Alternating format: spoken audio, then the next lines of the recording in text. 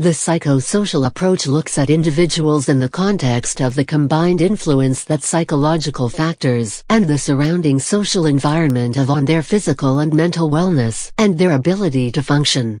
This approach is used in a broad range of helping professions in health and social care settings as well as by medical and social science researchers. People may not be fully aware of the relationship between their mental and emotional well-being and the environment. It was first commonly used by psychologist Erik Erikson in his description of the stages of psychosocial development. Mary Richmond, pioneer of American social work, regarded there to be a linear relationship between cause and effect in a diagnostic process. In 1941, Gordon Hamilton renamed the 1917 concept of social diagnosis as psychosocial study. Psychosocial study was further developed by Hollis in 1964 with emphasis in treatment model. It is contrasted with diverse social psychology, which attempts to explain social patterns within the individual. Problems that occur in one's psychosocial functioning can be referred to as psychosocial dysfunction or psychosocial morbidity. This refers to the lack of development or diverse atrophy of the psychosocial self, often occurring alongside other dysfunctions that may be physical, emotional, or cognitive in nature. Scholarly societies in this field bring together researchers, academics and practitioners who are interested in contributing to the development of this inter/transdisciplinary field of study. There are organizations such as Transcultural Psychosocial Organization, United Nations High Commissioner for Refugees, Association for Psychosocial Studies, etc. Psychosocial assessment considers several key areas related to psychological and social functioning and the availability of supports. It is a systematic inquiry that arises from the introduction of dynamic interaction.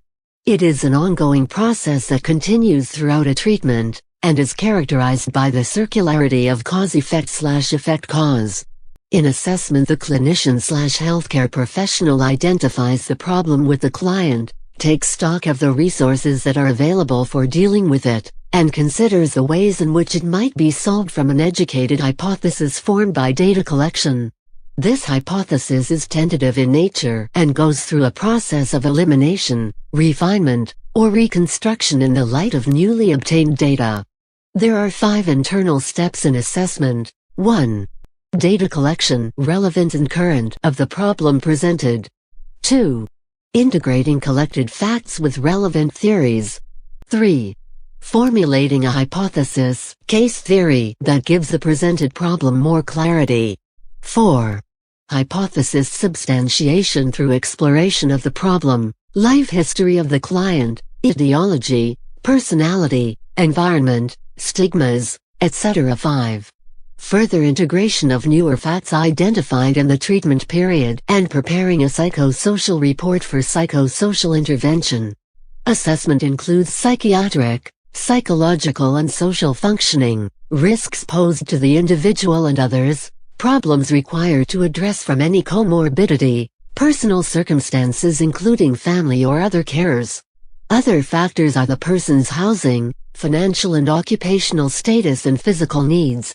Assessments when categorized, it particularly includes life history of the client that include data collection of living situation and finances, social history and supports, family history, coping skills, religious/cultural factors, trauma from systemic issues or abuse and medico-legal factors, assessment of the client's awareness of legal documents, surrogate decision-making, power of attorney and consent. Components include, in-resource assessment of the client includes psychospiritual strengths, substance abuse, coping mechanisms, styles and patterns, individual, family level, workplace, and use of social support systems, sleeping pattern, needs and impacts of the problem, etc. Advanced clinicians incorporate individual scales, batteries and testing instruments in their assessments. In the late 1980s, Hans Eysenck, in an issue of Psychological Inquiry, raised controversies on then assessment methods, and it gave way to comprehensive biopsychosocial assessment. This theoretical model sees behavior as a function of biological factors, psychological issues and the social context.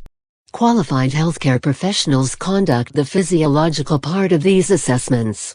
This thrust on biology expands the field of approach for the client with the client through the interaction of these disciplines, and in a domain that mental illnesses are also physical, just as physical conditions have mental components.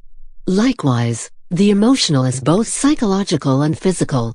The clinician's comprehension and set of judgments about the client's situation, the assessment through a theory of each case, predicts the intervention.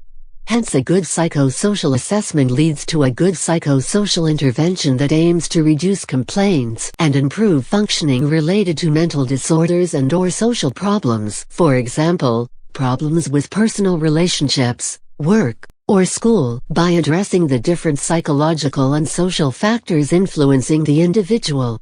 For example, a psychosocial intervention for an older adult client with a mental disorder might include psychotherapy and a referral to a psychiatrist, while also addressing the caregiver's needs in an effort to reduce stress for the entire family system as a method of improving the client's quality of life.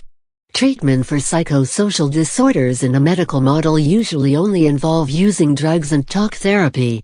Psychosocial adaptation is a process a person experiences in order to achieve good fitness and person-environment congruence known as adjustment, a state of wisdom-oriented activities and psychosocial equilibrium.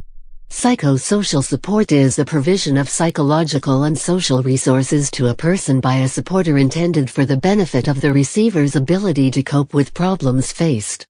The allocentric principle within social relationships that promote health and well-being moves individuals to aid victims of terminal illness, disaster, war, catastrophe or violence to foster resilience of communities and individuals.